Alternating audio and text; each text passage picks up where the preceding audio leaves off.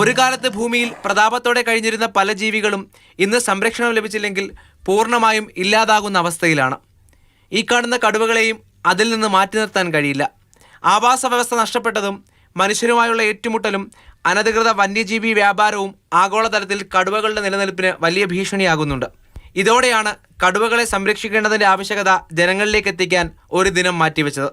കടുവകളെ സംരക്ഷിക്കേണ്ടത് അനിവാര്യമാണെന്ന തിരിച്ചറിവാണ് ഇന്നുള്ളത്. കടുവ നമ്മൾ കാണുന്നത് ഇത് പാരിസ്ഥിതികമായിട്ട് നമ്മുടെ ഭക്ഷ്യശൃംഖലയുടെ ഏറ്റവും മുകളിലാണ് നിൽക്കുന്നത്.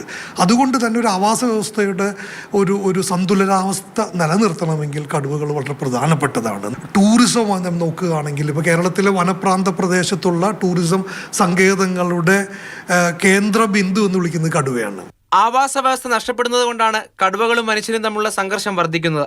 ഇത് അവസാനിപ്പിക്കാൻ നടപടികൾ സ്വീകരിക്കുമെന്നും chief wild life warden doctor Pramod G Krishnan IFS മഞ്ഞക്കൊന്ന പോലുള്ള അധിനിവേശ സസ്യങ്ങൾ ഒഴിവാക്കിക്കൊണ്ട് നല്ല പുൽമേടുകളും തിരിച്ചു പിടിക്കാനുള്ള വലിയ ശ്രമങ്ങൾ വയനാട് ചെയ്യുന്നുണ്ട്. കാട്ടിനകത്തെ ജലലഭ്യത ഉറപ്പുവരുത്താനായിട്ട് കേരളത്തിലുടനീളം കഴിഞ്ഞ വേനൽക്കാലത്ത് ഏതാണ്ട് 3000-ലധികം ജലസംഭരണികൾ നന്നാക്കിയെടുക്കുകയോ പുതുതായി നിർമ്മിക്കുകയോ ചെയ്യുകയുണ്ടായി. 2010 സെന്റ് പീറ്റേഴ്സ്ബർഗിൽ നടന്ന ടൈഗർ സമ്മിറ്റിലാണ് ജൂലൈ 29 രാജ്യാന്തര കടുവാ ദിനമായി ആചരിക്കാൻ തീരുമാനിച്ചത്.